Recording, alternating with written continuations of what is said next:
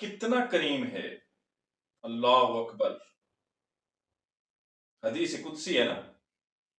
آقا کریم نبی رحمت صلی اللہ علیہ وآلہ وسلم نے فرمایا کہ میرا رب فرماتا ہے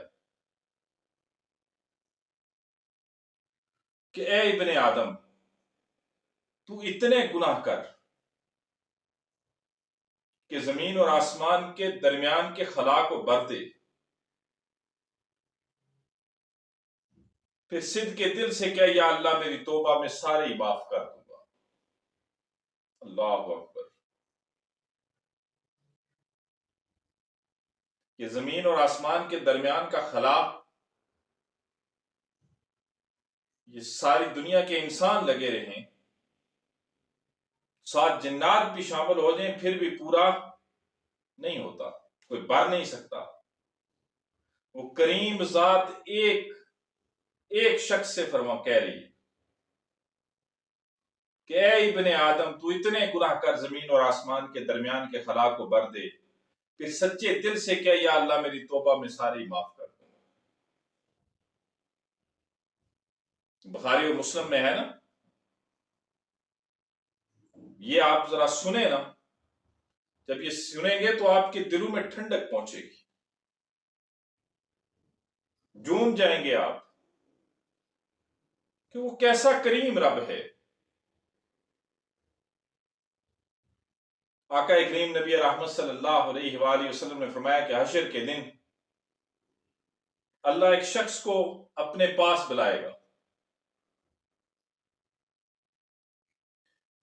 اور پھر اس سے سرگوشی کرے گا.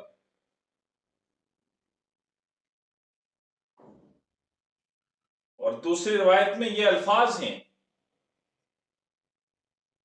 کہ گناہگار شخص کو اللہ اپنے پاس بلائے گا، پھر پردہ حائل کرے گا لوگوں کے درمیان اور اس گناہگار شخص کے درمیان ایک پردہ حائل ہو جائے گا، اور پھر رب اس سے سرگوشی میں پوچھے گا اے میرے بندے، اے میرے گناہگار بندے،